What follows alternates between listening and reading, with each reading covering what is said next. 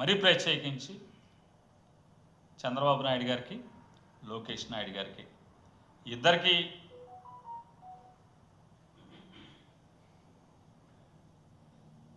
మేము పిలుస్తున్నాం, మీరు కదలండి. మేము మాదేదో డబుల్ స్టాండర్డ్ బబుల్ స్టాండర్డ్ అని చెప్పారు కదా చాలా మామూలుగా తప్పుడు మాటలు. మాతో పాటు సుప్రీంకోర్టులో మీరు కూడా రిట్ ఫైల్ చేయండి.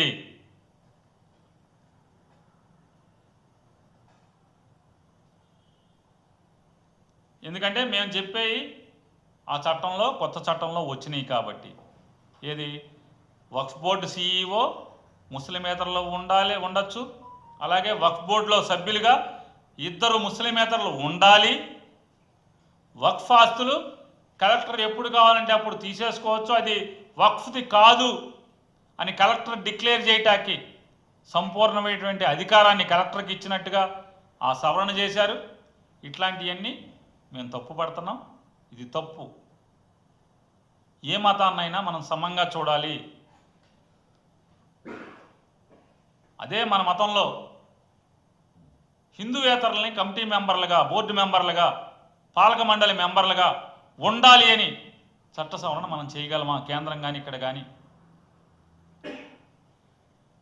లేదా క్రైస్తవ కమిటీల్లో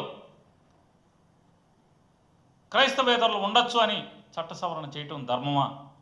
అలాగే ముస్లిం కమిటీల్లో కూడా ఆ వక్ఫ్ కమిటీల్లో ముస్లిమేతరులు 2 ఉండాలి అని చేయటం కూడా ధర్మం కాదు. అలాగే ఇట్లాంటి రకరకాల వాళ్ళ మనోభావాలని, అంటే రాజ్యాంగంలో మనం రాసుకున్నటువంటి డాక్టర్ బాబాసాహెబ్ అంబేద్కర్ గారు ఏదైతే ముందు చూపుతో, మరి మీలాంటి ఇట్లాంటి వాళ్ళు వస్తారని తెలవక ఆయన మామూలుగా రాసినట్టు, లేకపోతే వీటికి తాళాలు వేయటానికి కూడా చట్టం వేరేగా పెట్టేవాడేమో.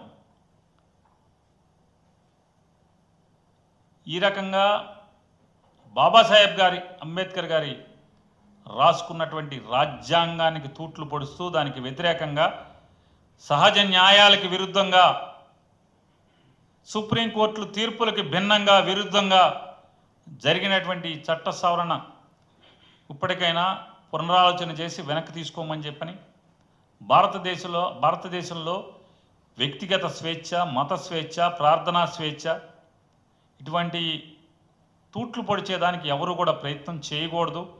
భారతదేశం అలజడులు లేకుండా సుఖశాంతులతో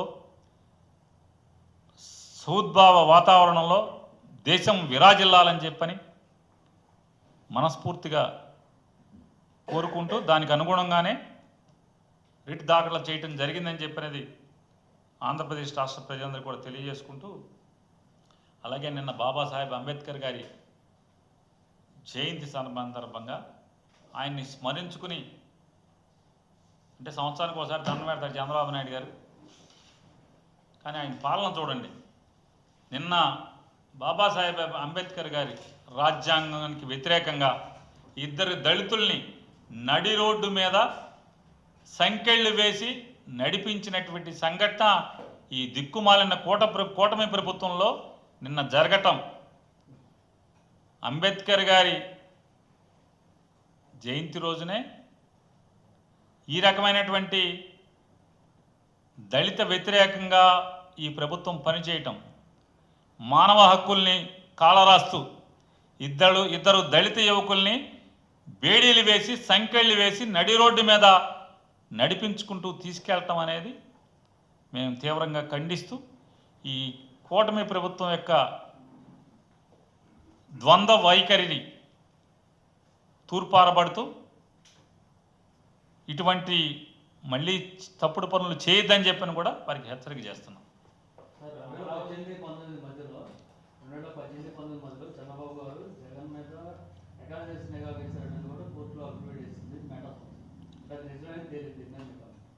సార్ మేము ముందు నుంచి చెప్తున్నాం, 2019కి ముందు చెప్పాం, తర్వాత చెప్పాం.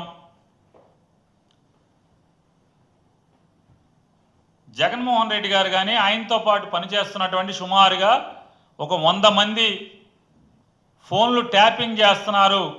ఈ ఏబి వెంకటేశ్వరరావు అనే అతనే ఈ సామాన్లు కొనుక్కొచ్చాడు ఇజ్రాయెల్ నుంచి అని మమతా బెనర్జీ గారు చెప్పింది. మేమంతా మాట్లాడాం, చెప్పాం. కానీ చంద్రబాబు నాయుడు అటువంటి మేము చేయలేదు, ఇవన్నీ అభూత కల్పనలు అని చెప్పని ఈనాడు జ్యోతి కూడా రాశారు. మామూలు ఇంకెవడన్నా అయితే ఏమన్నా చేసుకోవాలి. ఈనాడు కానీ ఆంధ్రజ్యోతి కానీ చంద్రబాబు నాయుడు కానీ ఇవాళ సాక్షాత్తు వాట్సాప్ అనేటువంటి వ్యవస్థను నడుపుతున్నటువంటి మెటా సంస్థ 2018-19 మధ్య సంవత్సర కాలంలో సుమారుగా 100 మంది ఫోన్లు ట్యాప్ చేశారు ఆంధ్రప్రదేశ్ ప్రభుత్వం వారు అని చెప్పని హైకోర్టుకి వారి సమాధానాన్ని దాఖలు చేయటమే చంద్రబాబు నాయుడు అధికారం ఉంటే ఎంత దిగజారి తప్పుడు పనులు చేస్తాడు అనే దానికి ఇది గొప్ప ఉదాహరణ, రికార్డెడ్ ఉదాహరణ. ఇది రాబోయే రోజుల్లో ఇంకా ఎన్ని పాపాలు చేస్తుంటాడో మనం చూస్తుంటాం. మనం ఇంకా బోళ్ళను ఉంటాయి. కొత్తగా 44,000 ఎకరాలు ఎందుకు రాజధానిని విస్తరిస్తున్నాడు, ఆ రాజధానిలో విస్తరించడానికి కారణాలేంటో, ఎవడెవడికి ఏం ఆస్తులు ఉన్నాయో రేపో ఎల్లుండో ఒకటెల్లుండో నిజం నిలకడ మీద తేలుతుంది. ఖచ్చితంగా రేపో ఎల్లుండో మాపో ఖచ్చితంగా ఈ పాపం చంద్రబాబు చేస్తున్నటువంటి ఈ 40,000 ఎకరాలు, మనం ఇంకా 40,000 ఎకరాల విస్తరణ వెనక ఏం కుట్ర ఉందో తొందరలోనే బయటకు వస్తుంది అని నేను అనుకోండి. ఎందుకంటే చంద్రబాబు ఏదో ఒక కుట్రో ఏదో ఒక పాపమో తప్పుడు ఆలోచన లేకుండా రాష్ట్రం కోసం నిర్ణయాలు అయితే తీసుకోడు కాబట్టి అని నమ్మేవాడిగా ఖచ్చితంగా మనకి రేపో ఎల్లుండో ఏదో ఒక నిజం బయటికి రాకపోకుండా ఉండదనేది నేను నమ్ముతున్నాను.